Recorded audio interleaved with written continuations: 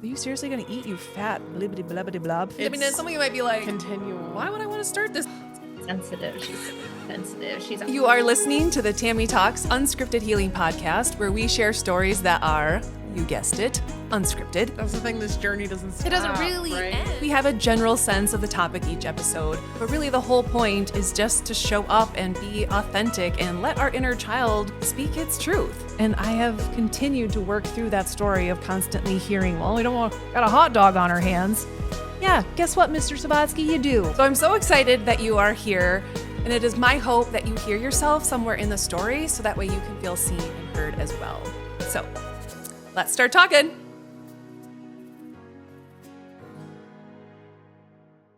Welcome to the Tami Talks Unscripted Healing Podcast. Thanks for tuning in, whether you are a first timer or you have been tagging along these last 18 episodes, which is just bananas to me. I just said bananas. That's where we're at today.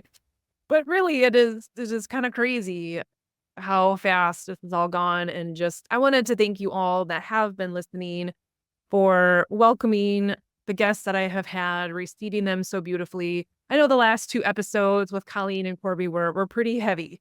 We dealt with some pretty deep topics, as far as the process of grieving and honoring the loss of a child, to Corby growing up in South LA and the childhood wounds and trauma that he experienced, but also how he turned that pain into purpose. And so I'm just over the moon grateful to have all of you that have been tuning in and sending me messages, sending them messages of how much those episodes have impacted you and really got you to look inside you to see what maybe needs to come up, needs to be felt, needs to be healed. And so I thank you all so much. And so if you're joining for the first time and you're like, whoa, what podcast did I just hop on here?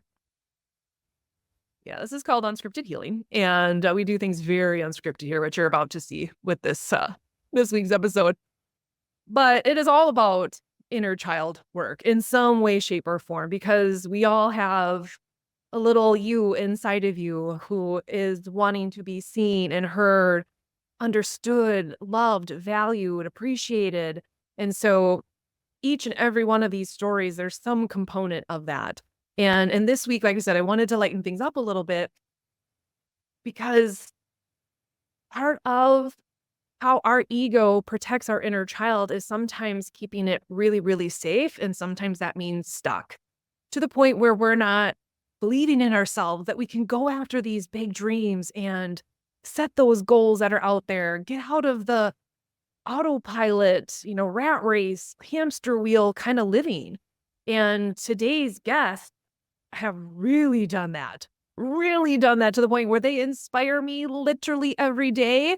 And I didn't plan that, but it was a perfect segue to welcome Everyday M&K, because they show up every single day and operate what they do and in their gifts in such an incredible, creative, fun, exciting way. And I just got goosebumps just thinking about it. And so I asked them if they would want to be on here to share their story, because I find it so inspiring, and more people need to hear, like, no, you can do this too. We just have to ask our ego to be like, hey, can you let me believe in myself and let me believe in my dreams? And it's like, no. We can't do those things, because fear of failure will keep us stuck. Fear of being seen will keep us stuck. And man, oh man, I know these women have had to work through some of that themselves, because they put themselves out there every single day. So we're going to dive into some of that and what that's been like for them. But I'm so excited. Like I said, they just inspire me so much. And they are literally paving the way for people like me to see what is possible. And rather than looking at them and being like, oh, it must be nice, I'm like, that's for me. I don't know what they're doing, but I don't know what they're making there in their kitchen, but I want it. Turn me up some of that. So I am so pumped to have them on. And it seemed like kind of a fun thing today as well to celebrate, that we can set these big goals. And what do you know? Sometimes they come true. And I know that some of you aren't watching on YouTube. You're listening on whatever platform you're watching on. But something really cool happened for me this last weekend, and I had set this goal years ago. I love to write. If you follow me on social media, you're like, yeah, we know, Tami. A post is not a post, it's a freaky novel. I love to write. I love to express. I love to use my voice, and I know that that's part of my gift. Actually, I had, I don't know, a session with someone one time, and they're like, yeah, you are basically born with a megaphone in front of your mouth.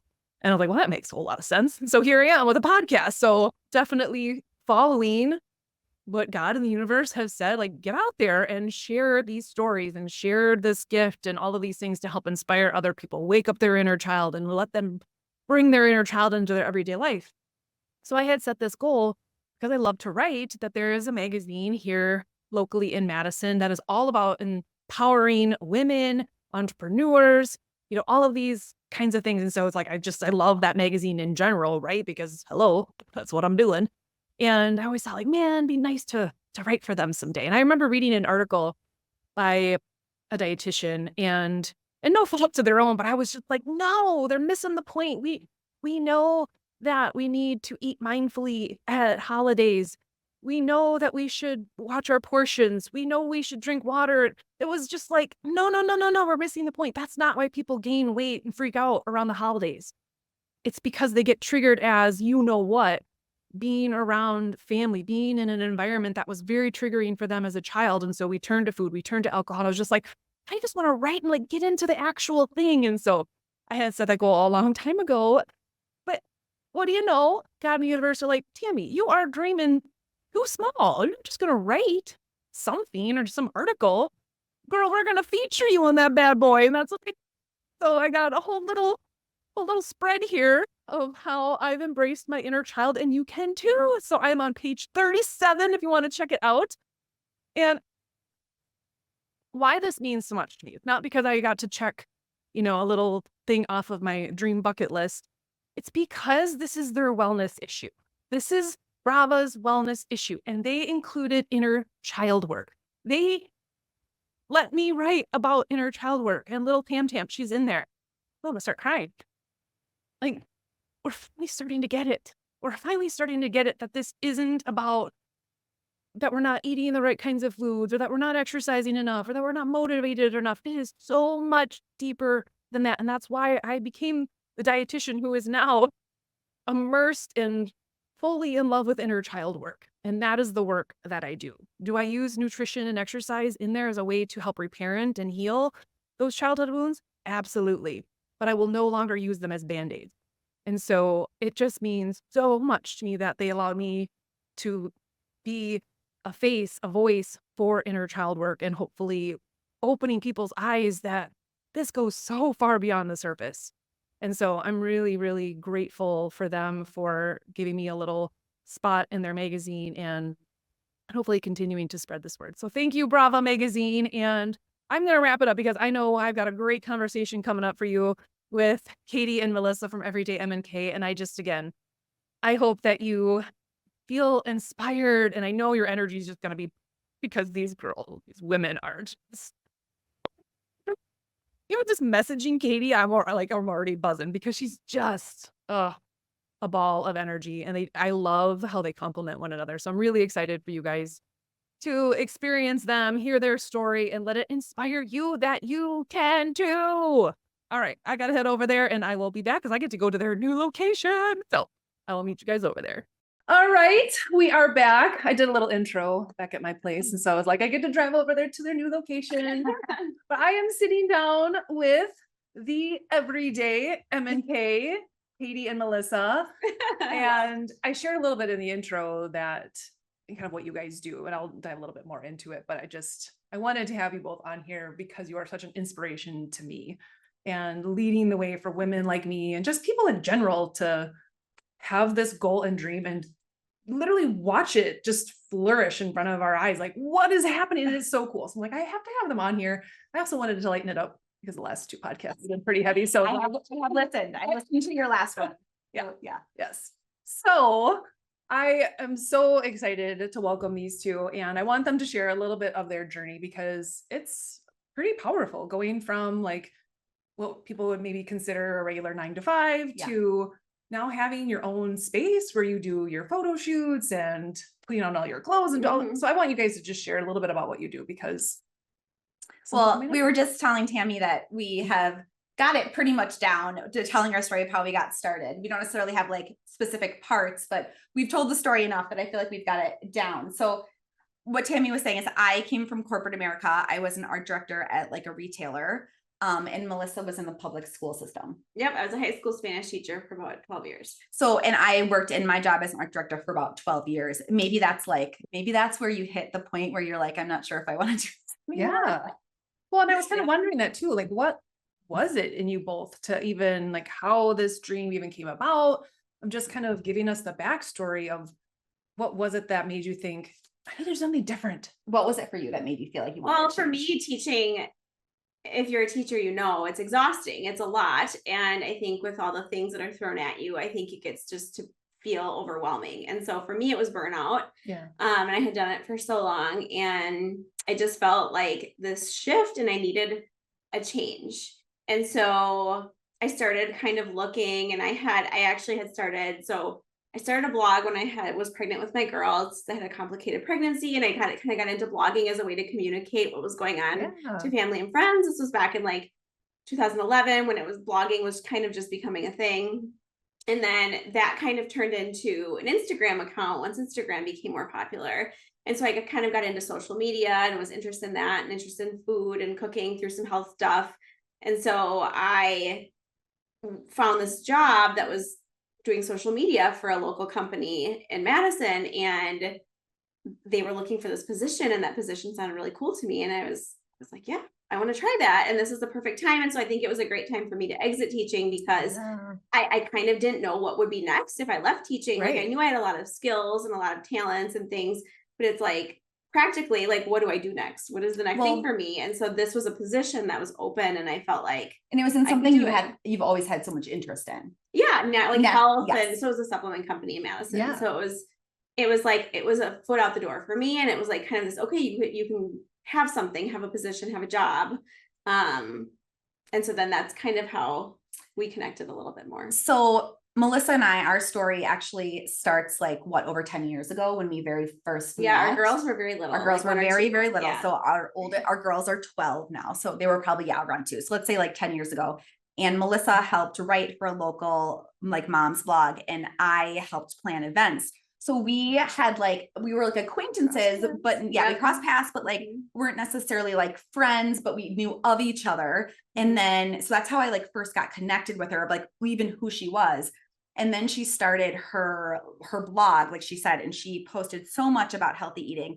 And so I have always, we both really enjoy healthy, good, nourishing food. It's just like, I think the thing that tied us together. Mm-hmm. So I would make Melissa's recipes because they were all really healthy, simple, fast, like what every mom's looking for. Yeah. And I'm an Enneagram 7. I don't know if you're like into that. And so I am like the cheerleader, the enthusiast. Like I love to like support other people and shout their names to the rooftop. Like I love it. So I like loved Melissa. I loved her recipes. So I would always like share her and just like, I was like loved her stuff so much and really enjoyed following her.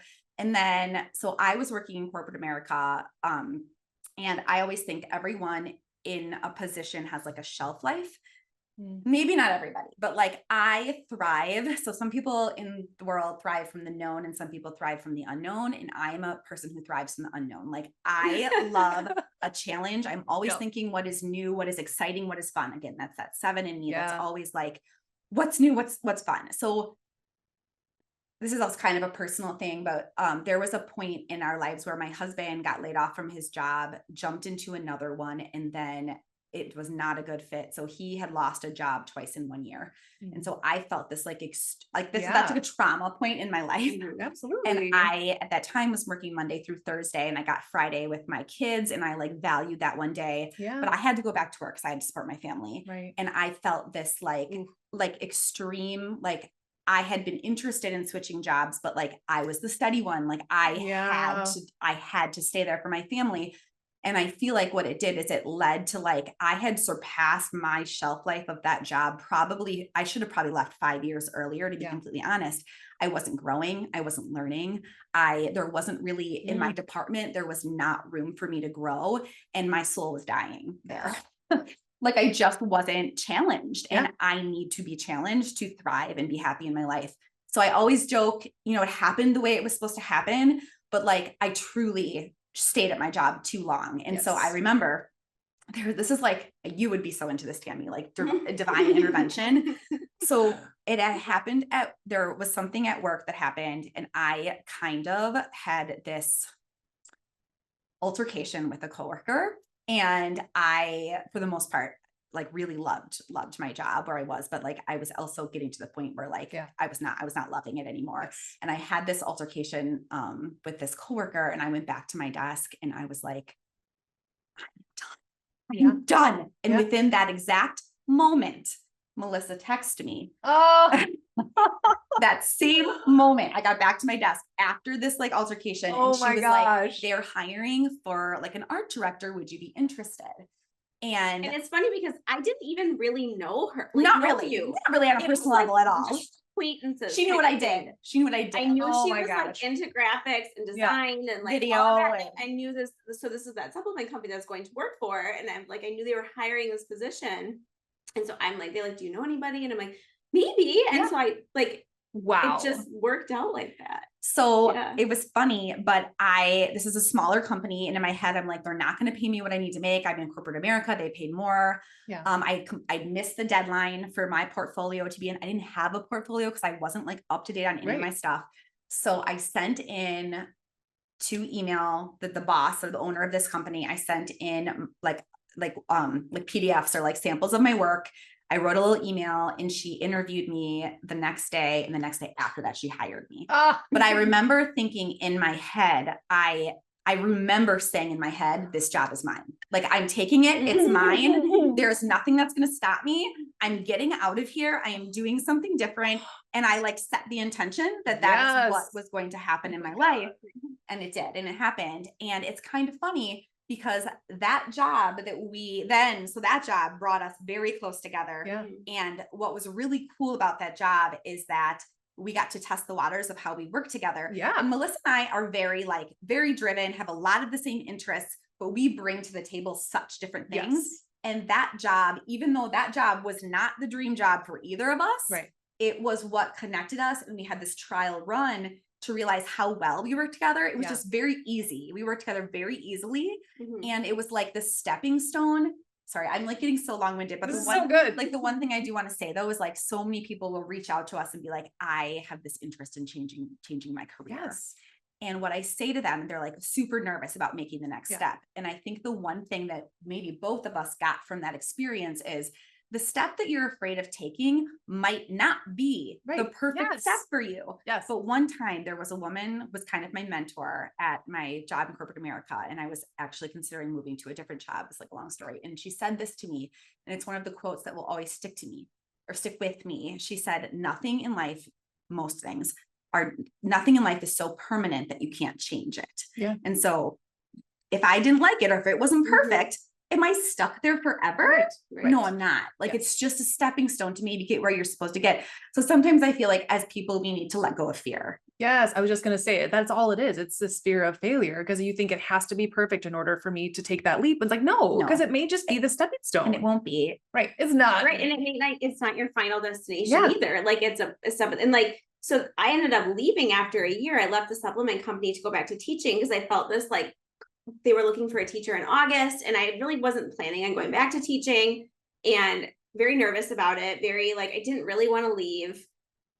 Long story. I ended up going like end of August, a teaching position in my home district. I was like, I need someone who needs to step up. Like I would, I'd want somebody for my kids to step up. And so I ended up doing it. And like I was kind of like, oh, I'm going to miss working with her so much. She called me and she's like, don't be upset, but I'm taking this job. And I remember saying to her, like, I'm so sad you're leaving. Cause she was like really my bright spot. Like I worked full time and she worked part-time, and I would only see her she was in the office with me 2 days a week. And I really liked those 2 days. And I was like, I'm so sad that you're not going to be there, but like, I'm so happy for you if that is what you need to do to like follow your heart and do what's right. That's what any person who cares about you would say or would feel, you know? right. Yeah. So Well, and you're right. If something is meant for you, it will come back Right. around. And, So, and I think that really hard decision for me is what actually allowed our blog to start. Yes. Because then it was Yes. like we missed working together. really, And now like we really want it. one random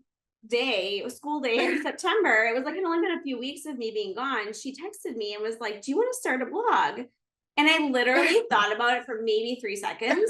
Yeah. And I said, sure, let's do it. And that was the start of 5 years ago, four and a half years ago. Crazy And that like, it was 5 and years ago. it's turned into this thing that neither of us could have even imagined. yes. Yeah. And it's so funny because also like, this isn't the end of our story at all. Melissa and I talk about it all the time. And like, we can dive into more of like, this has not been the perfect journey. It has been the most work either of us have ever done, hands down, the most heart and soul, the most like, just, we've never worked these kind of hours. And, and we started this while we were working other jobs. That's a whole nother story. But, it has just been like, we are so in a groove now. And like, we really feel like we've got some stuff figured out, but we like, no, this is not going to be what it's going to be forever. This is just a step.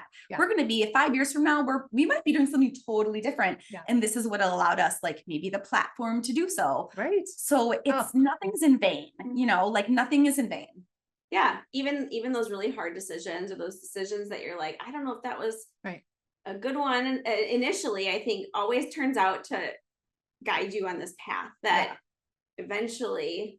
Well, what I love about going back to your story is it was just, this is an outlet for me. This is something that I was interested in and just felt kind of called to do. I just started blogging and I think that's how it can sometimes start for people. Like just find something that you're interested in and that excites you and that lights you up. And that may be the little breadcrumb that leads you to the thing. But we feel like we have to have the full game plan laid out in front of us. It doesn't work that way. I think that's probably, in my opinion, would be the number one thing that stops people is they just cannot get over the fact that it's like not all laid out and the answers aren't there. And there's no guarantee of success. No, there's never any guarantee. But like the one thing, again, the one thing that I kept on thinking is like, people get really nervous if they're going to make it or not. And we felt that way. We didn't even know if this would work. Literally no idea. I still know what this podcast is. I'm sorry. Like, you just don't know. What was I going to say about that? I had like a good nugget of information. Hey, real quick, while Katie is off finding that thought, I wanted to hop in here and say for the very first time that this podcast episode is sponsored by My Fit Tribe. Whoop, whoop.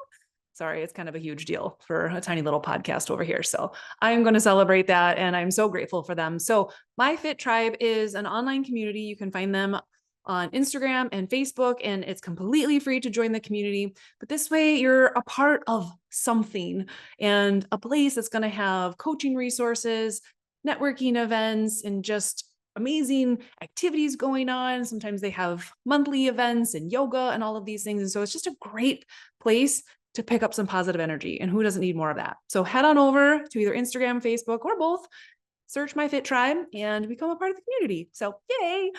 Also, I'm very excited about this. So I have been a follower of Everyday M&K literally since they started. And I have thankfully some nice pieces of clothing that actually aren't, 10, 15 years old because of them. And so they have saved me on many occasions of like, oh, wow. But because I absolutely adore these women. They have inspired me so much along my journey that I wanted to do something for their audience and their community as a way to pay it forward for being so kind and compassionate to sit down with me yesterday. Those girls are so busy. If you watch their account even a little bit, they are hard at work. And especially after you listen to this full episode, you see all the things that go on behind the scenes. So I was so grateful that they took time out of their schedule to sit down with me and record that. So because I want to bring a little bit of the things that I love into support their community, I'm offering to do a free workshop. And really what I want this to be about is why not you? Why not you? For those of you that are their followers or listeners to this podcast right now, there is some sort of dream, idea, desire, something within you that is probably just like been wanting to come out.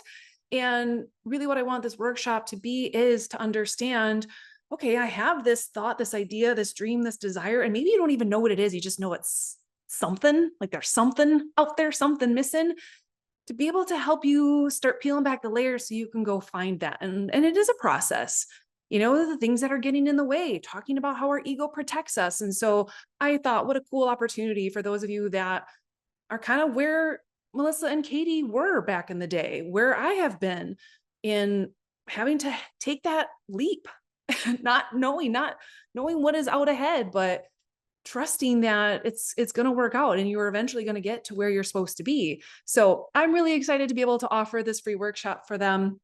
And so I'm sure if you are listening, hopefully you are already a follower of Everyday M&K, but if you are not, head over to their Instagram page, follow Everyday M&K and my account as well. So on Instagram, I'm under Tami Schultz RD. You can also search Unscripted Healing as well, but I mostly post on my personal page because it's kind of my own little reality show over there. So otherwise you can find me on Facebook as well, but we will be posting details on the workshop to come. But for now, I'm going to put a link in the show notes. And so you can go click on that if that is something that you're interested in. And we will be sending out more details about that. So go ahead, find us on Instagram, follow both accounts, sign up for that. And yeah. So, all right, Katie found her thoughts. So I'll get back to the episode. Going back to, and also your story about how things kind of ended there. And I refer to those as like the tower moments because you were getting signs and nudges, like you said, for 5 years that this was not the place for you, but because, maybe you were the stable one. Same thing for me. Like I carried the benefits and all these things. And so I stayed when I was in the hospital setting as a clinical nutritionist, like I stayed there for the reason is because what you should do. And same thing as a teacher, like, well, this is what I went to school for. This is what I should do. But there's this thing like calling you and nudging you. It's like, well, this is where I'm supposed to be. Yeah.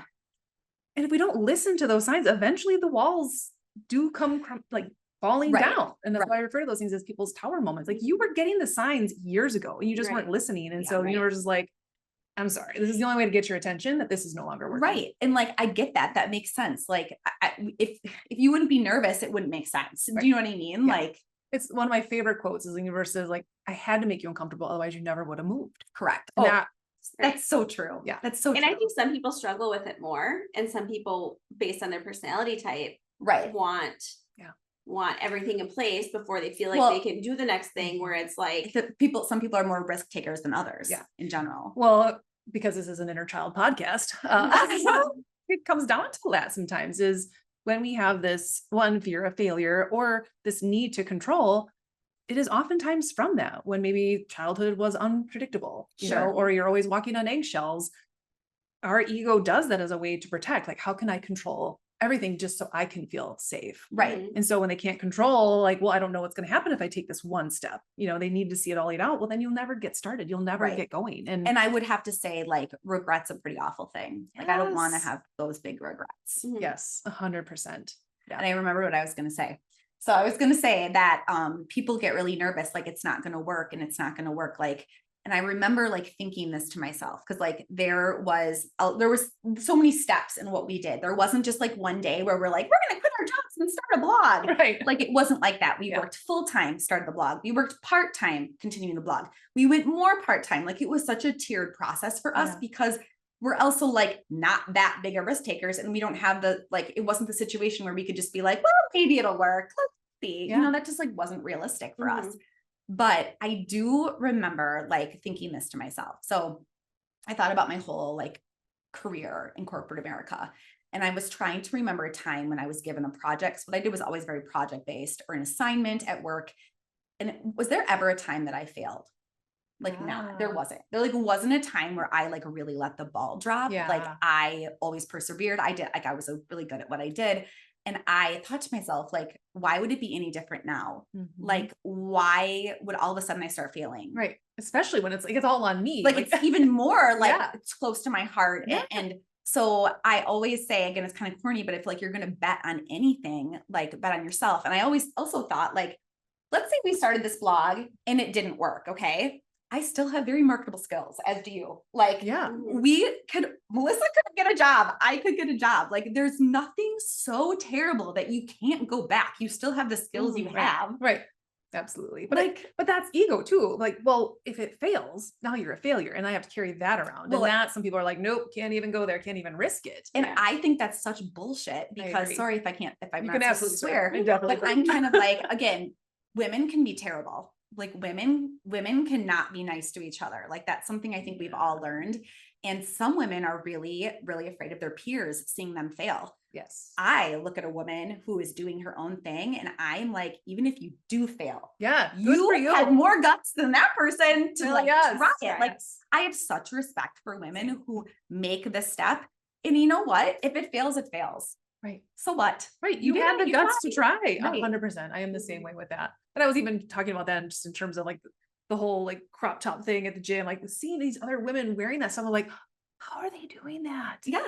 I'm like, I love that. Yeah. And it like didn't matter what size or shape. It was just like, I Yes. love that confidence in you. Or you people are like, I can't believe they're wearing that. Like, I love that they're wearing that. I Mhm. love that they don't give two shits about what anyone else And thinks. I can't, sometimes I think it's so funny that someone would even say that today at this day and age. Yeah. Like, who said those words? Well, I mean, people say things like that to us. So going into, this has been like 5 years now, and tell us what it was like starting off. So you've committed to doing this, like we're all in. What was that like starting? Like, what were some of the challenges that you faced, whether it was just in terms of building your platform, your audience, but also maybe some other like things that you weren't expecting to happen, like pressures from the outside or people coming at you or. I think like, I don't know why. I think we thought that we would just get all these followers. It's like we thought like we're like if you miss it, they will come. And they did. It's a total lie. Page I'm at right now, like, you know, subscribe to the podcast or don't. Show up day after day, and it's like It's grit what will get you through. It is grit. It but is. it's like still even I'm like I think we just struggle even today. We're like we've been doing this 4 or 5 years and it feels like growing is really hard in what we do. Growth is the hardest in what we do. Yeah. But then I think just like building the plane is like I remember I had a principal to school that was like, we're building the plane as we're flying it. And I'm like, I don't want to be on this plane. Get me on this plane.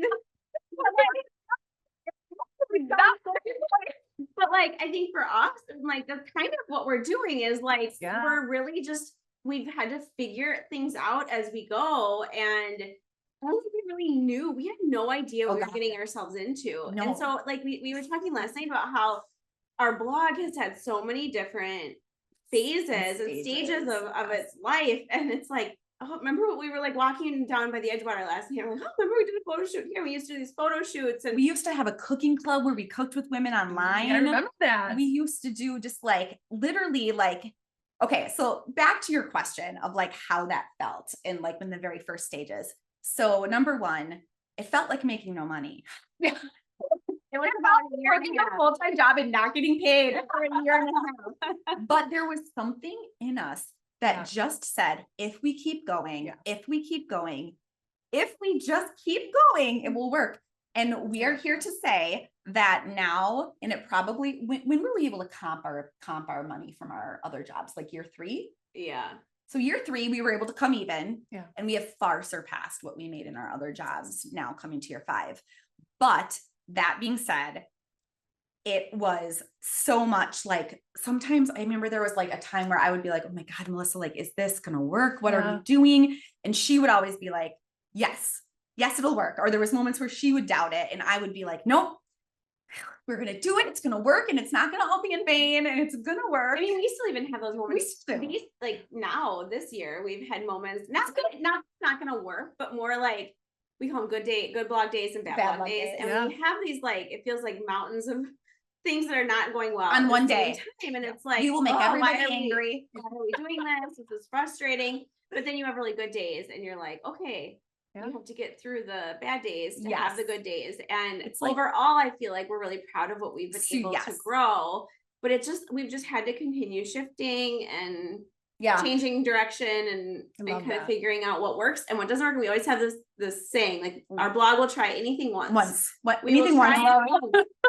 And then there's absolutely things that are like, oh, that was great. Let's keep doing that. And then there's things that are like, never again. I'm not ever doing that again. That was horrible. But like, at least we know. And at least It's like we get to cross it off the list. And like that's what gives you Good work. experience. And so it's just, but we were talking earlier about, we get so many messages from women who want us to kind of explain to them what we do and how we do it because they want to do what we do. And I always say our number one thing, like someone the other day in one of our question boxes, I don't even think we got around to answering it. We get so many questions on our Sunday question box, but it was like, how did you grow your Instagram and how did you get accepted to LTK, which is a commission? And all I ever want to say to that is we worked our asses off. And with the world of Instagram and social media, this is like not something that everyone is in tune with, but the algorithm does always change. And what we do depends on that. Yeah. And like, it's so funny. You could post a reel that will go viral and you try to recreate that magic and it will just die flat. Yeah. Like, it's like throwing spaghetti at a wall. I mean, yes, there are things you can do in video creation and reels that definitely help, but to the point where you would know what will take off, it's like you have no idea. And we, as well as everyone else, is trying to crack that code. And there's like, there is no code. So if anyone tells you they have they're their viral reel code, they are lying. It's going back to even you getting that job way back when was, I just set this intention. Like we're just going to put it out there. We're just going to release any expectations and just show up, do the work. And going back to what you just said too, of, trying these different things. It's almost kind of like riding the wave, like surfing.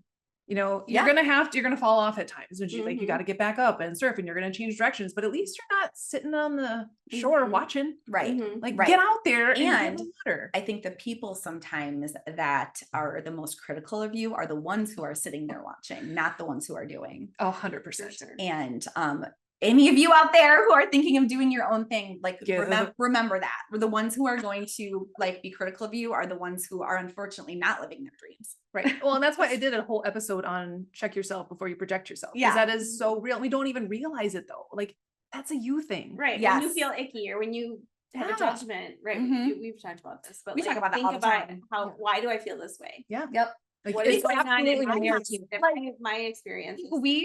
And again, I always like hate the word triggered. I don't know why I hate it, but like I've believed it's like a real thing. Like there are things that will make me feel super uncomfortable or will make Melissa feel uncomfortable. But now I feel like well, you're not quite there yet. In my 40s, like I have enough experience to like reflect back on like, why does that make me feel that way? Like what is that? And I'm able to kind of like recognize that. Well, and that's part of you just move through it so much quicker because now instead of wasting all this time blaming someone else and thinking, I can't believe they did that, you immediately put the mirror on yourself. Like, what is that trying to teach me? Right. Like, what about that or what they said or what they did? Why does it make me feel? Why does it make me feel this way? Like, there's something in that for me. And that is literally what. Well, there's a lesson to be learned. Yes. And like, I use this all the time with my daughter because she's in middle school and middle school can be a very tough time for girls. And she'll come back and she'll like tell me about this situation that someone did something and nothing horrible, like just very middle school type girl stuff. And I always say to her, how did that make you feel? Yeah. So what are you not going to do to somebody else? Yes. And so all of those moments are teaching moments like for your children that you can learn as well as for yourself. 100%. So yeah, Ari and I have those conversations a lot. So I want to talk a little bit about because what you guys really do, because again, you can see it on social media and think, oh, they just take pictures and get to like make videos and play around in clothes and stuff all the time.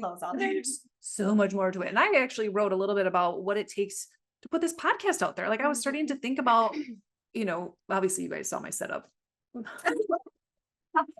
like, to then download that and send it off for editing and create the clips and all of this stuff. I was like, oh my gosh. And so you're right. Like all of a sudden I'm like, this is 2 days worth of work that I'm putting into this podcast. Like people have no idea what goes on behind the scenes when you're doing this kind of stuff. And so share a little bit about that and just some of the obstacles you come up with, maybe people's expectations when they're have requests and you're like, you don't know how much this work this takes. Yeah.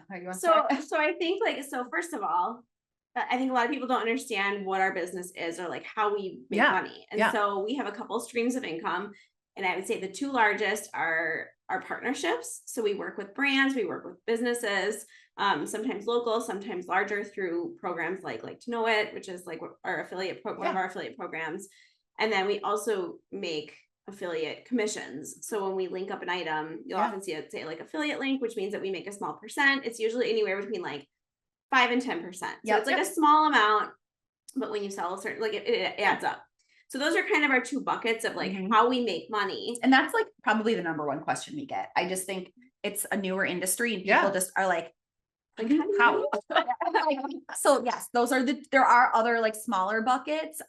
Someone told us one time early on in our career to diversify our income, and we did diversify it a lot more in the beginning, but now we've kind of, because we had to like make it. Right. And now we've streamlined it a little bit more to these two avenues. So obviously that's why growth is the name of the game with what we do is so the more followers, the more people that are interested in what you're doing, your reach is larger. Right. And so then brands will pay you more, and the more you sell, the more commission you make. More people are buying from your links. Right. So that kind of said, we have those two buckets. And so we're always working on those two buckets. So I take a lot of like brand communication. So a lot of my time is spent emailing and communicating and like negotiating costs and prices and expectations, right? Contracts. Like, so a lot of times, and we talked a little bit about this, but a lot of times the misconception is that a brand, especially smaller businesses, want to give us something. So they want to offer us a trade, and in turn, they want us to create content or give that, like promote their business, promote their service, whatever. And we've gotten to a point in our business where we're just not able to do that anymore. Right. Certain a handful of small things, maybe a year, that we will say yes to, that we find enough value in, that we can say, okay, yes, that like helps our families, or that supports us, or that's something we would pay for and want to do anyways. We can do that, or we can give you a discounted rate for that or something. Yes. But we're at a point in our business, and again, we did that for the first couple of years because you have to start somewhere. Right. But we're at a point in our business now where we don't necessarily need those things, and if they're not adding enough value, or they just don't make sense anymore for what we do. And so that's kind of part of it. And I think some of the misconception is like businesses want to just give us a service and then in trade, and it's like, well, we can't support our families, we have 2 employees, we can't pay our employees, we have rent, we need this is an actual job. Right. And so, and it's like, we're advertising your company to X amount of people. We said, like, you wouldn't call a radio station or a news channel and be like, I'd like to give you guys a free, like, would you read massage. This? Like, right. Or would you read this 30-minute commercial just because, like, it's just. And so it's like, it's hard for us to say no, but at the same time, we just said, unfortunately, we're not at a point in our business where we're doing that anymore. Our rates are very affordable. Here's how many people you can reach. And so a lot of time does go into like negotiating and contracts and emailing and things like that. And then I always say, if you want to blog for fun, it's a very different process than blogging to make an income. So like if we go on and we share something, there has to be so much back end work of setting up the affiliate links, getting it on the program, editing the pictures, editing the content, even shopping, getting all the stuff in, weeding out the duds. Like, there's so much work that goes into what we do that people don't see. And it's funny. There was one time I was working out. This was like maybe a year ago. So like we'd, been doing this for like a while, and she was like one of our followers, and I was at the gym, and she came up to me after the gym. And again, she was not trying to be mean at all, but she's like, do you have a job? Like, and I was like, what? Like, I just like cringed. I was like, oh my God, do people think that like this isn't work for us? Well, I mean, you definitely make it seem really fun. So I think it's fun, but like, but there's conditioning, right? Because people are like, well, that can't be a job. That's fun because I associate a job with my soul dying and going to this, maybe 9 to 5, where it feels like this is what I do. This is a job. That looks fun. That looks like a hobby. But I do think it's part of this cool process of like finding your journey and finding your stuff, that it may start with the passions and you start with the interests, and how can we turn this into something that we love, but is a lot of work.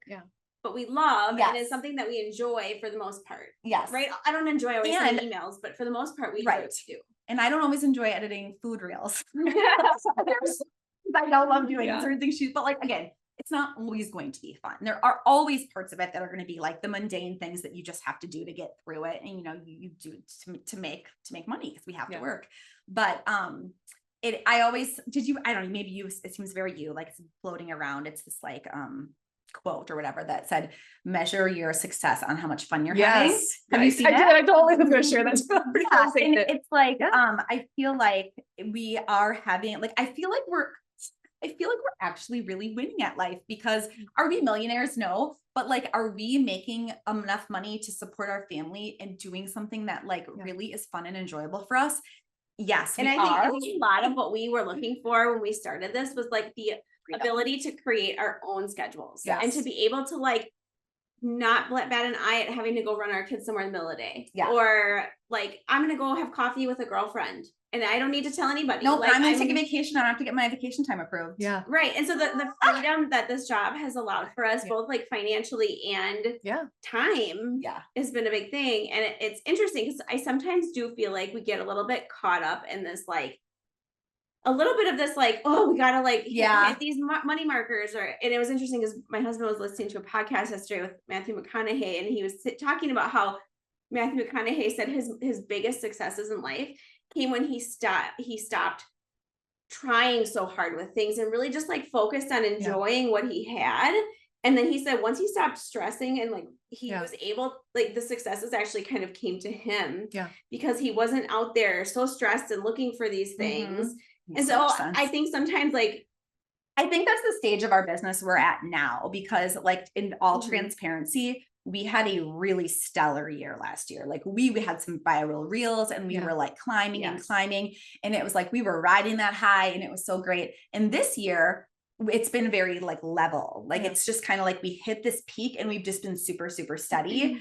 And I think for me, especially, I seek adventure and I seek those big wins. And so when I don't see those wins, we have not seen a lot of those big wins this year, I get discouraged and I thrive from those wins. They're like serotonin, like, you know what I mean? Like, or dopamine or whatever. Like, I'm like, those make me so excited when we hit those big wins. And it's not been a big win year for us, really. I mean, I think financially, it's not been it's not as big, and we're not, it's not that steady climb. That's like so fun to see. But I think it gets hard though, because then you lose some of the fun and some of the like peace and joy in what you're doing when you're constantly trying to like hit the next milestone and make that more, you know what I mean? So like for us, it's like this year, I feel like it's been trying to figure out what's working for us. Well, and we kind of find joy and balance in what we're doing and some acceptance of like, it's like, so my husband, essentially what we do is we are in sales. Like we are in sales. We have a sales position, sales and marketing is like what we do. My husband works in sales, and he's like, and sometimes like I expect a lot of myself and I expect a lot of our business, and I like kind of get down on it. And he's like, Katie, do you think I have a stellar year every year? Is every year my best year? Like you kind of have to be realistic too, that like, you know, and maybe we'll hit a really big win next year. Like who knows? Like, but we're in it. And it's definitely works for us and everything's fine. It's just not like this constant excitement this year as where it felt last year, where there was a lot of like constant excitement. But I think that's just something to like important to be like very transparent about, that like we have also been doing this for 5 years. So the novelty has kind of worn off a little. Do you know what I mean? Like it was all super, super exciting, still exciting, but you do get to a point where that novelty wears off like a little bit. Well, you really have to have the anchor of the purpose and the why. Yes. And it's interesting as you're talking about like having those big wins, and that like kind of keeps you going from an inner child perspective. Like sometimes we have that like overachiever in us. It's like, I don't feel like I'm being successful unless I'm constantly achieving. And so that's so me. Yeah. Well, you have to be anchored in that enough to know like, no, it's okay. Yes. I'm still worthy. And Melissa, I feel like you have such, and this is again why our dynamic I think works really well, because I feel like Melissa is really good at like telling me those things. Yeah. Like it's fine. It's fine if we're not like, you know, I just feel like she's so level-headed in that way, maybe more than I am. Yeah. Which is really nice. Because like people pleasing, I know you and I talked on the phone that one day. You're like, I am not a people pleaser. I'm like, how? Like I need, give me some of that. Like, has that ever come up as far as, or how would, I mean, I think for me, yes, because I'm always a little worried. So I'm an Enneagram 2. So I'm like, so we're very opposite of the wheel. Which makes, so I get a little more nervous about like, I mean, obviously with social media, there's a lot of politics, there's a lot of opinions, there's a lot. And so like People feel very free to tell us their opinions. right. And so it's like, I don't ever want to rock the boat.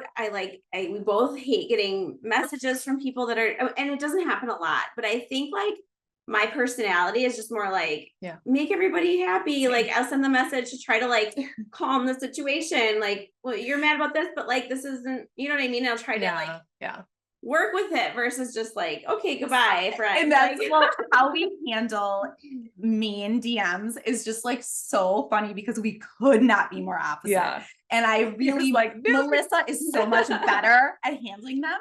But it's funny though, because so Melissa, I feel like sometimes has this urge to like justify. Yeah. And then I send her a message and I'm like, you do not owe her any explanation, you just block her. And that's like, that's me. I'm a hard no to the next. You will not ruin my joy. You have no qualification to do this. And then it's so funny because I'm like, almost like I'm protective of her, like too. And I'm like, you do not have to tell them that this is what you meant.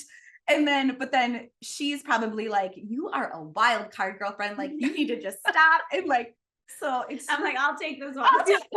No, she'll take it. Cause I'll just be like, I've gotten better. But like, I can just be like, probably like, I just have to tell the most recent one we got. It wasn't even like mean. I feel like she was about your no, about the typos. Oh yeah, I got this message like a week ago that was saying something of like, basically loves following us, has followed us for a really long time. Sweet, I think very well intentioned, but doesn't like it's like very distracting for her, and it takes away from our content. Like when we have typos, and says that it ruins our credibility when we and so she like offered to like has her own childhood wound right there. She offered to proofread all of our stuff, and I'm like, like we know that we make typos, and it's actually like it's our business, and that's okay with us, and we're not too stuck on that, and I like. Actually, we feel like it gives like other women like permission to mess us. And we actually joke if we ever start a podcast, it would be called Typos because I want to do sweatshirts that are typos. And it should like totally be misspelled. I remember like seeing if you would ever misspell something, like you put back in the next slide and correct it. And I would do the same thing as I stopped. I know. I haven't done it in a long time, but I remember that. I'll do the same thing now. Like I do. Like but I did the same thing. I was like, oh no, I made a typo. Like because you all of a sudden feel stupid. I'm stupid. And then I'm kind of like thinking about corporate America too. That like I feel like in corporate America, you feel like you have to be perfect, and you can't have typos, or people are going to judge you. Yeah. And like that's the beauty of creating your own thing in your own space is that we do whatever we want, and it doesn't bother any of us. You know what I mean? And so. I don't know. Like if any of our employees were to screw up, it like literally like we do not care. We don't care. Right. We do not care. It's fine. I think if we can all give ourselves permission, I think everyone's inner child needs that permission. Like it's okay to mess up. Well, we would tell our kids like you're gonna make mistakes and you're gonna learn from it. But we don't allow ourselves to think that same way about ourselves. And that was even with this podcast. Like once I didn't have, the producer anymore, the first episode, I was just like screwing around, like, well, this is terrible. I'm like, it was the message. I'm like, I don't care. Like the message was there. And ever since then, like those of you that have continued to hang in with me, like Tami, every episode has been something. Like I had a heart rate monitor going up one time, or it's the light here, the mic, and I'm like, it gives other women or other people just permission to like, and it's like, what are they getting out of your content? It's so much more. It's so much bigger than just these like if you're fixated on my mic now or the and so it's like every woman has a good heart, whatever, but it's like. And it's more about her than it is. If it bothers her so much, then it's like either you don't have to like follow us. That's totally okay. I also think there probably would have been better ways to word it, in my opinion. But it's totally fine. You just say next time you get a message like that, like I'm gonna send you over to Tami because those are some childhood wounds. Trigger you so much that you needed to send a message. Right. Like that hurts my heart for her. Like if that's something like so conditioned. The other day we had someone comment on one of my reels that these clothes were really nice for someone who doesn't eat. I saw that one. I was like, and I know. I have talked to you about this, Tami, but I, in college, went through about a year and a half where I had a eating disorder, and it was a really, really rough time for me. So I do get slightly triggered by that because it was tough for me. But again, I'm able to be like, oh my God, you poor woman. Like this says so much more about you than it does about me. And so like, you just kind of have to have grace for people like that and be like, they've got something going on. Yeah. And that has nothing to do with me. Yes. And again, I also feel like this job has given us thicker skin. I mean, maybe not the thickest, like we're still people and we're human and things can hurt our feelings, but for the most part, you really learn to just. Yeah. I mean, in so many ways, again, doing inner child work, you guys have really done so much of that without Like probably even forced us to. realizing. Yeah, it really has forced you to without having the manual of like, how do we heal? Like you've just done it because you've listened to your intuition and you've like looked at things. Why is this bothering me? Like you've kind of done like inner child 101 without even realizing it, to where you can see that like, oh, that's a her thing. And you Yeah. can send love and compassion in that regard instead of letting it eat at you and fester, because that all it's doing is stealing your energy. Now, you said Right. you're not going to steal my joy. That is Yes. a you thing. I Disconnect. think like if there's anything that like it's something you can say to yourself when someone says that, like literally be like, you're not going to steal my joy. You are not going, you have Yeah. no right Yep. to do that. Like, yeah, just cut it off. I literally do karate. No. Yeah, you're not going to steal my joy. I love that. And they get that on a shirt too. Yeah. Yeah. One other thing that I was also going to say that I feel like one of my biggest takeaways from this business, because my God, there's been so many things that you learn that you've like, Melissa would have never learned in corporate America or in the school system. And I would have never learned in corporate America because your jobs are so siloed. Yeah. Where when you start your own business, like the amount of stuff you are forced to learn that is not fun, taxes, IRS, like all that, it's really not fun. But one thing that I feel like it has taught me is Melissa and I had to learn to be extremely good communicators because we are basically married. Yeah. And we are very financially tied together and we are a business together. And we've worked together for 5 years and we always joke that it's not like we really get along really well, but there's maybe once a year where the vibe is off and something we know is wrong. And if we have hope for our business continuing to grow and thrive, like we always joke, we can't get a divorce. Like that's not an option for us. Yeah. And so we have had to have some moments where there has been some tears or some very much like, I think the part that I like really respect about our relationship is that I'm able to say like, hey, I'm feeling this. And she's so well receptive to it. Or she can say to me, what you did made me feel this way. And I can say like, first off, I didn't know. And like, oh yeah, we always go into it with the intention of like, I know, like we both have so much love and respect for each other that we know that there's not ever bad intentions. No, never. But it's more like, just, this is how this made me feel. And I care enough about you and our relationship. I get like emotional about it because otherwise it's like, you let those things, and then it's just, that's what breaks apart a relationship and a friendship. And it was funny, like, I texted her last night. We actually hung out. It was a partnership, but it was like, we got to hang out last night. And I said, sometimes I feel like we started off as friends and I mean like coworkers and friends. And I'm like, I want that to continue to be the foundation. I feel like sometimes this business feels so overwhelming, or like when we talk, it's always business. It's always like, I feel like we're so, we're very business focused with our relationship becomes almost at times can be too business focused. Yeah. Right. And so sometimes I'm like, it's just nice to like hang out and be friends, enjoy each other, and just be friends, because I think sometimes, it's like with marriage and parenting, it's like, you're just these like two people trying to like get your lives to continue forward. And I feel like sometimes that is like how it is with our business. And it's like, just being able to hang out and like not really like talk about business, more just like, let's be friends. Like what's going on in our lives. I don't think this is going to work if we can't maintain like a friendship, but also just like the level of respect and trust and in each other. So another question that I'm guessing you probably get it too, but so women will come to us who have this like intent or interest in starting their own thing, and everyone looks at us and they're like,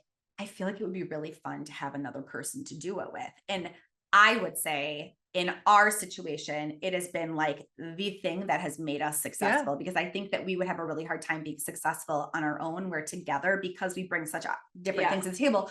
We're so successful, but it's funny because people ask like, I would love to do it with someone, but I don't really know who to do it with. Like that is something so common. Yeah. And I feel like there must've been divine intervention to bring us together, because it's just like, I actually joke, my husband and I really would love to have a lake property. And I would literally, there's no one I would ever buy a property with, but Melissa and Brett, because I feel like we've like tested those waters and like, it just works. Like I would want to own a property with anyone else besides that. I actually think like going into business with someone else, actually, it's hard. It is hard. Like, and if you don't have, but I'm saying if you don't have the right person, I think it could be really hard because you're like, Detrimental. you're so connected to that person Yeah. and you're so like, you have to get along and work so well together Yeah. that if it's not the right person, Yeah. It I will actually think fail. it would be really hard. Hard. Well, we've talked to women who have formed partnerships and they have Yeah. dissipated. But I would also say, besides the fact, I always say, find someone who has things that they could bring to the table that you don't have, because then you're going to be more well-rounded. But I would also say, for me, the other thing that I feel very strongly is that, so there's all type of people in this world. And I do believe that there are some people who are not good people. And Melissa is not that. Like Melissa and Brett are the most pure, nicest, kindest. Like, I know in her heart, she is like a good person. And so that is like what it comes down to for me. Like, Yeah. I would never not trust her. I would like Yeah. if you know the person that you're in business with is truly at their core a good person, that to me is so important, because there are people who are not, in my opinion, good. Well, I see it from like, there's a lot of wounded people walking around. yes. And if you don't have that self-awareness to Oh, know, we're wounded. we all are. I mean, Absolutely. everybody is, and we don't, but you recognize it, like you're willing to look at your own Yes. stuff and to say, hey, I can come to you and talk. But I mean, one of my issues or wounds, I guess, would be like confrontation. Like, I'm such a people pleaser. I never wanted to rock the boat. I always was afraid to walk on eggshells. So I wouldn't have the hard conversations. So then it would fester, Yeah, right. and build, And and that's get what worse, happens. 100% every single time. Whereas you guys are like, we're just gonna talk about it right now. Again, because at the core of our foundation, like, we genuinely love and care about each other. So Yes.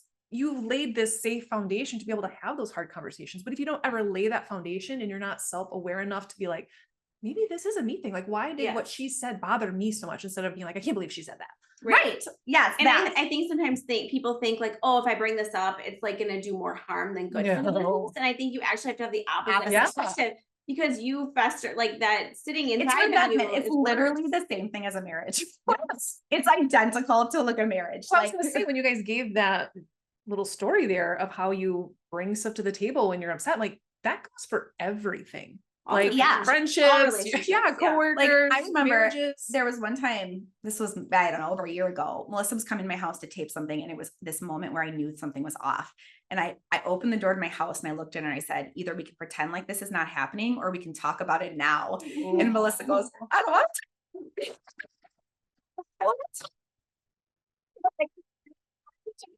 We had to tape a reel, and we're like, oh, like this very emotional thing. But like, I think she's willing to talk about it, and it sometimes takes me, Yeah. I'm more of the aggressive one, Pull it out. be like, Yeah. talking about it. Yeah. I mean, it pulled it out of me. It did. I was like, listen, you can pretend, or we can just get to it. Yeah, I'm becoming more of that. And there's people like that new kind of this older version of me that are not used to that. So now Yeah. that I'm doing that, like, no, we need to talk about this. It's kind of like, And they're not used to But that. I'm used to that I'm version the of me. same way. I used to be such a people pleaser and I Yeah. was so scared to rock the boat. And now the older I get, I feel like Yeah. the more Yeah. aware of who I am and the more willing I am to say something when I'm not feeling Yeah. good And about I think it. you're also sometimes in life just more willing to let things go that don't serve you. Right. Like, you're just kind of like, and you know what? Some I'm sure you believe in all of this. Like, some relationships are very seasonal, Yes. and some are meant to last the test of time. And even if something turned out bad, it taught you a lesson, and you Yeah. just have to be like receptive and kind of okay if something isn't there to serve you, and it's okay to walk away. Someone once called them like your bookshelf friends. It's like, Yeah. it's a book that's up on the bookshelf. I can get it down and read it anytime. Yeah. And have good memories and things. But then you have like your nightstand friends. Like, I'm grabbing that book every night. And Yes. and it is different. Like, you could still value that friendship. And it obviously came into your life To for play a whatever. role, Yeah. and And teach a lesson, or because really, just starting to see more and more of our lives is it's literally like a play. And you have these characters that come in and they play Mhm. these certain roles. Like your coworker who was like, I'm done at this job. Like, she served a purpose. right. Absolutely. 1,000%. And Yeah. it's sometimes like, I remember when I was in corporate America, I so badly like wanted to climb this ladder, and there just wasn't much of a ladder for me to climb in the Yeah. department that I was in. And like, sometimes I think to myself, thank God I didn't climb that ladder. Because if I would have climbed it, I would have Yep. probably found myself in golden handcuffs, Yep. which is like where so many people in corporate America find themselves, Yeah. that they have now upped their standard of living to make this amount of money. And then they're just like tied to it. Well, then you're unhappy because of And it's it's the same not thing worth for me. it. I actually went back It's to not worth school and it. got my degree, my master's to be a principal. and I got like this, I had this interview and I got down, I was the top 2. And I was like, this job is mine. Like I should have this job. And I didn't get it. They gave it to this other guy. And I was devastated. And why is this happening? I was like the only female and I spoke Spanish and there's, you know, I have all these reasons why I should get this job. And like, this guy doesn't bring any diversity to the table, you know what I mean? Yeah. And so, but if I had gotten that job as an assistant principal, I probably wouldn't have left teaching because I would have been in this new and so it's like, you know what I'm saying? Like I went to school to do this thing I thought I wanted to do. And then I tried to go through these doors, but they kept closing. I was just gonna say that.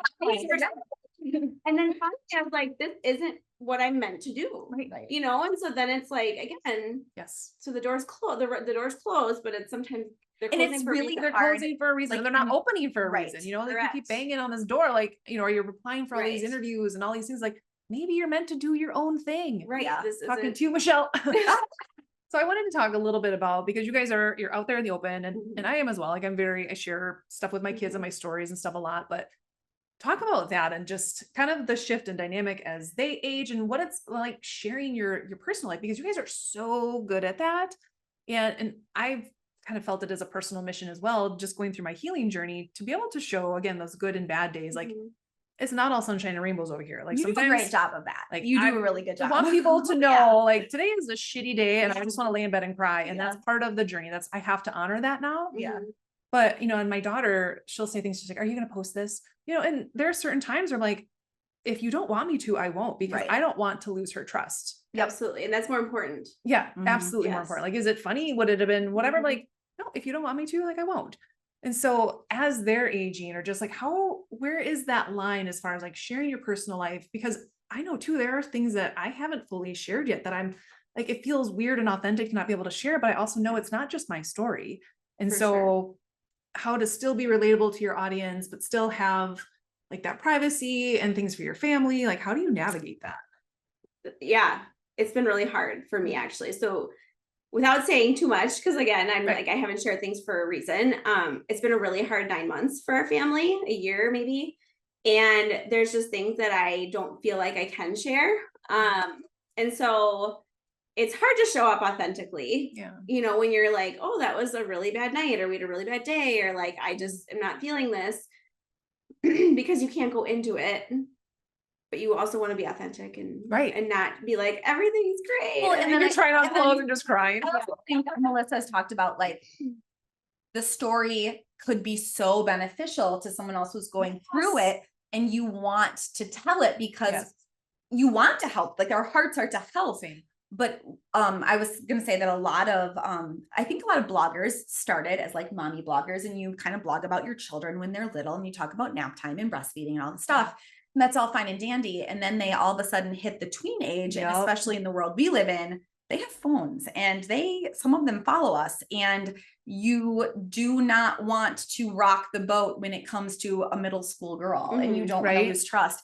And there's a really hard stop to like Yeah. what you share about your Yeah. children. And we've kind of in my family too, and I think similar for you, like before I post anything of them, I always get their approval. Yeah. So they see it, they watch it. Is this okay? Yeah. Because I always want them to feel comfortable Right. and not like vulnerable or exposed and so we don't typically do a lot. We'll create some content with our kids, or our kids will be in our Yeah. stories sometimes because it's just part of our lives, part of our Right, right. families. But I think Like in the our- last few years, I've become a lot more cognizant of like, Yeah. are they okay with this? Yeah. And right, like, what am I saying about them? Would they be comfortable with this? If they're not comfortable with it, I'm not going to share it Mhm. because it's Right. not my story or it's not my thing to tell. And so, yeah, I think it's just changed a little bit. Yeah, for sure.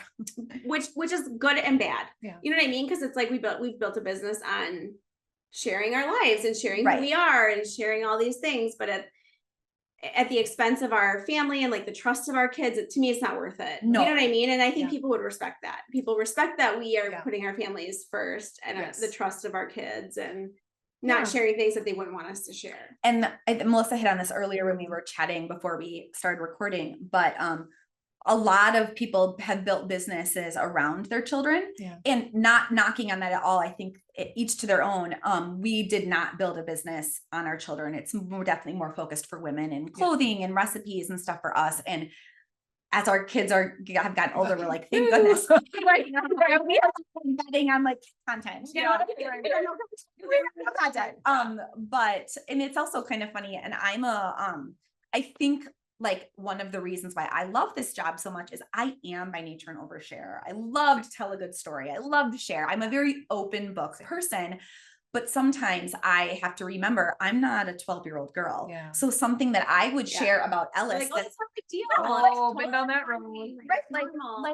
I was telling a story once that Ellis fell in the airport. So we were running to get to our gate and she fell. And to me, I'm like, oh my God, like that's not even a personal thing at all. She was mortified that she fell. And then after I posted it, I was like, oh my God, what did I do something wrong? Like to me, I'm like, okay, like that does not Right, if even. you fell, you'd be like, But to a 12-year-old girl, she's like, was so like, I remember she was like so upset that she fell.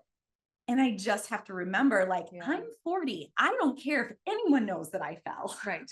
She is devastated to know that. I was like, it's just so, they've got such fragile little minds that are developing at this age.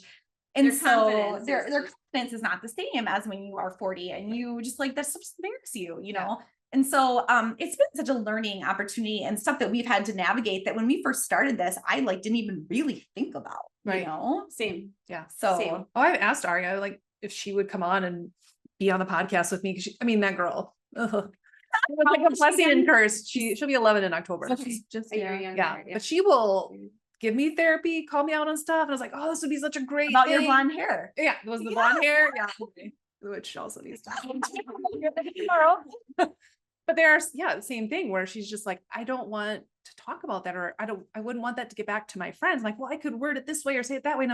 And it is this hard place because I share through stories. Like that's how I help people feel seen is sharing stories. And so it is this like tricky thing of like, how do I protect that? Yeah. Like it's a very tricky thing to be relatable and share and want to help others with also respecting boundaries. Yeah. Like it's a fine line for sure. Yeah, it's tricky, and I think just hoping that your audience, even if they don't always hear that you got stuff going on, that we know that everyone's got stuff going on behind the scenes. Right. And I think sometimes we could even like remind people that a little bit more than we even do. Like we try to, but I remember in a Sunday question box, someone asked us how we deal with like going on social media when like we're going through something hard.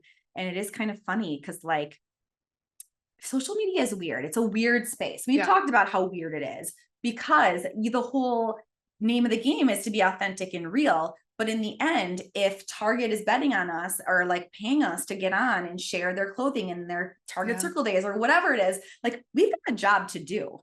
And that's our income. And so even if I feel like crawling in my bed and like watching The Bachelor for like a day, like sometimes there is a part of it where you have to suck it up and come to work and do your thing. And it's weird because you're like, oh, then is that fake? Yeah.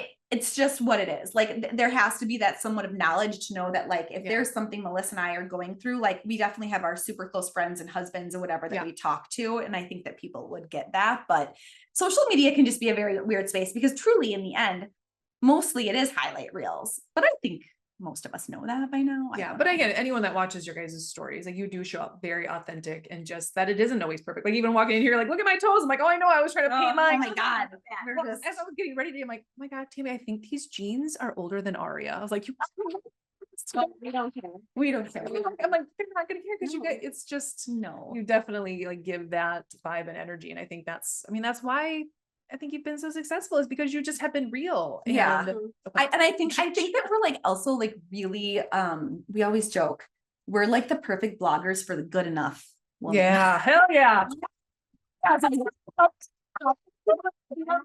not, we don't know what's on the runway in Paris. Like we are just Midwestern, like good people who enjoy like helping good enough people. Like I'm changing the name of the podcast. It's good enough. Tami talks good enough. Like we're like the okay-ish ones.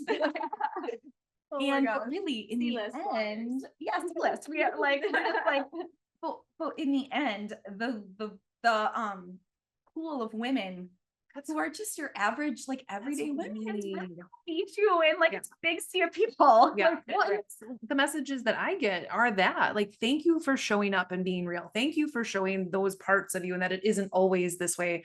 But the other part is showing, like, how can I still show up for myself even when I'm having a bad day? right. It's not even a bad day. I don't even like to use that word, but just like feeling the feels. Yeah. I'm still gonna work out because that's a way, like, I need to tend to myself. Me, yes. Like, that is a way that I Right. tend to my emotions and I Mhm. move through things. So like I still do those things despite, and I Because want to you be know able it's to going to show make you that. feel better. Right. It's going to help. Right. You Because know. oftentimes when people are going through a funk, they let all the wheels fall off. And it's like, well, those are the things that can help keep Right. you can't control Mhm. everything that's going on around you, but how can you stay focused on the things that actually make you feel good? Yeah. And I think we can get caught in that swirl sometimes. We just like completely lose ourselves. But if you have that anchor of, if I do these things, I will Mhm. feel good. And then whatever else Right. happens. And I think you guys also it's show like that with your lifestyle. That whole scenario kind of like make your bed. You Yeah, like heard, yeah. like if you like get up Yes. and the first thing you do in the morning is make your bed, you've like accomplished one thing and it can like kind of set the tone. Mhm. Yes.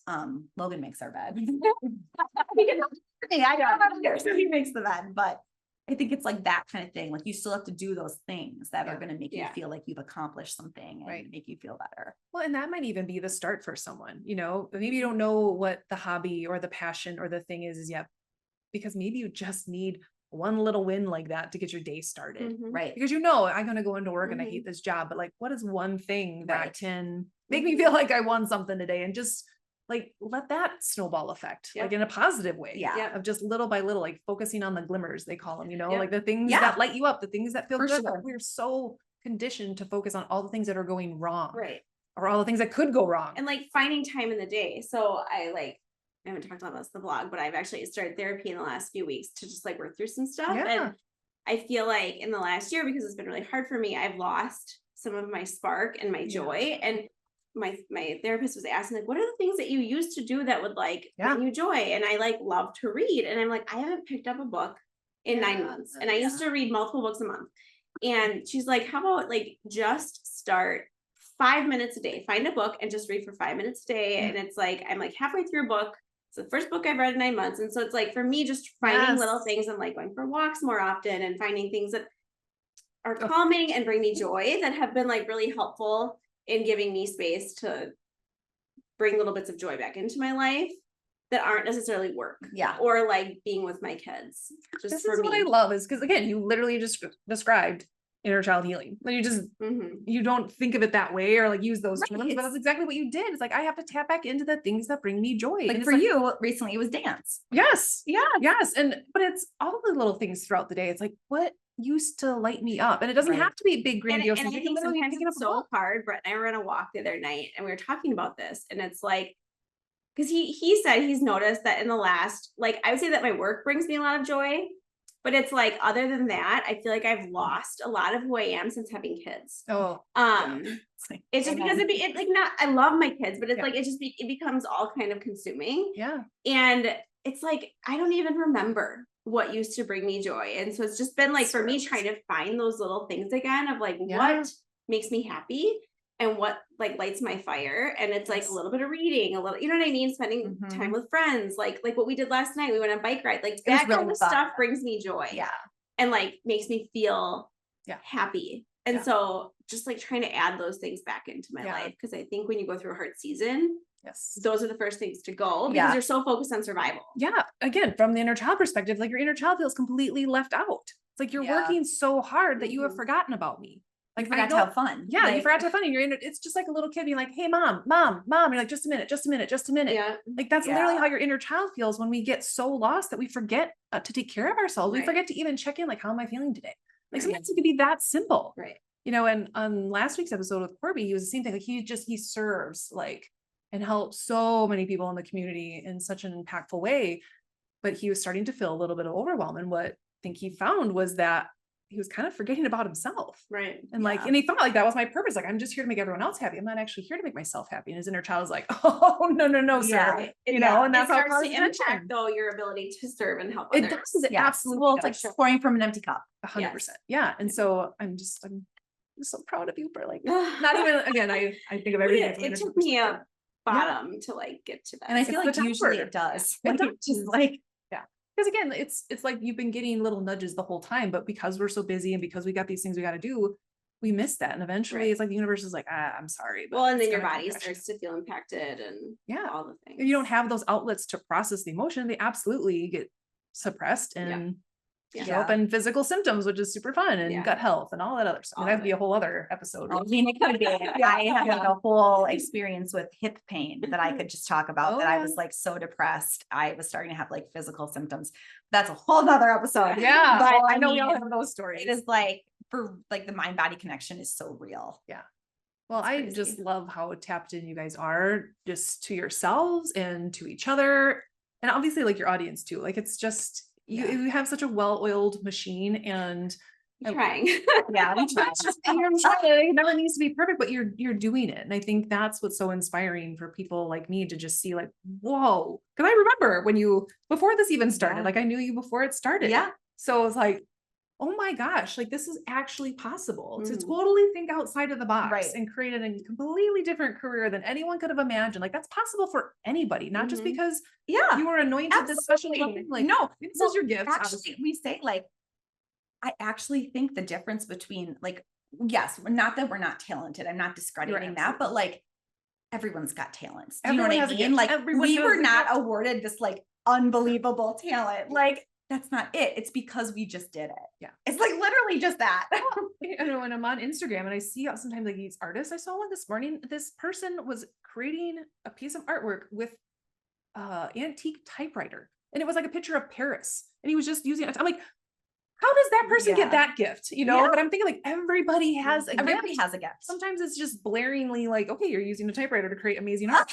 You know, It's a very specific gift. but you guys, it's very different. Like for me, like I know my gift is in inner child work. I know Yeah. it's able to like see people's inner child and like help bring that. Like I know that, but again, it didn't start there. I had to leave UW to get private practice, then to do online coaching, and then, but it wasn't Right, that I just knew it right. was inner child work. Well, It right. was definitely. But I think you have this inner, like I think we've both had this little like in our being that we've kind of always been like, what's this other? We've always had these side Yes. things. Both of us, Yeah, like for the longest there's time, always been a side we did the hustle. mom's blog and we had our own blog, and then we did this and this, and it's like I I did wedding banners, and invites then- for a while. Like I like like we knew we wanted something more, and Yeah. it's like you just have to try these things, and like 5 of the things weren't our thing. Right. I mean, I bought 2 vintage printing presses that I had to move with a tractor into my house because I thought I wanted to be a screen printer. Part of the journey is trying those Yes. things and like moving through that and realizing, okay, like this wasn't exactly Right. what I thought it'd be or what I wanted to be, or it wasn't as profitable. Well, then I Next run thing. into our RV. Do you remember that? Like there was so many things that we could have looked at as a fail. But regret. Like I think Yeah. maybe we can wrap it up with that. Yeah. As you had mentioned that early on. I was like, I would rather be out here making an idiot of myself, doing all these things than live with regret. And I know there's people watching that are holding on to something. There is an idea and you might not even realize that it could lead to your gift or purpose. But if it's like a reoccurring thought or something, oh, I've always loved to do that. Like pour into it. Yeah. Just put some energy toward it. Like, Yeah. what would it be like? Just allow yourself to feel it. It's like putting on a coat, be like, oh, how does that feel? If I Yeah. were to do that, like start there. And it doesn't have to be you're diving into the pool. Right. And put your and you toes can, in. and maybe you decide that you don't want to wear that coat anymore. And then Right. you switch to a different coat. Like, I think we just put too much pressure Yeah. on things being, is it the right thing? Is it the right thing? It might not be the right thing. But it might lead you to the Right, right correct. thing. Right. Correct. Like, I feel like if there's any message that people would get out of this podcast, it would be to just don't overthink too much. We don't overthink much of anything. Just do But it. yeah, but because like I don't want to live with regret. I never, if we never would have taken those initial steps, follow those nudges, Right. to live with that what if. Mhm. Because now when you again think, what could we do from 10 years from now? And people might like, oh, it might be this and that. And we would kind of think it's somewhat the same. And I had a guest my good friend Jamie was on and talked about that. She's like, but yeah, but if you ask like, what did 10 years ago look like? We had no idea we'd be doing this. Right. And honestly, 10 years from now, I have no idea what we'll be doing. Right. But like you said, like maybe this is the platform for what is next. Who knows? Right. But we can get so. And how exciting is that? It's we so don't exciting. know. Like, we don't know. Well, and I've always seen these like, Instagram posts or whatever, but like they'll give stats of like so-and-so was 50 years old Yes. when, and then it's like they did something amazing. And so it's like, That's what I'm holding up. It was for. like the author of Harry Potter. it's like, and There's it's like, so many of those people. it's, you don't know. And it's like, I don't necessarily even want this to be our final step. Because No, I everything don't. you We do don't. is a step towards this next thing. And you're constantly, your whole life is an adventure. Right. And you Right. want to adventure up until the very end. Right. Instead of just doing the same thing your whole life, like it's all stepping. Yeah. It's stepping. Melissa and from I one are, thing to we're the gonna other.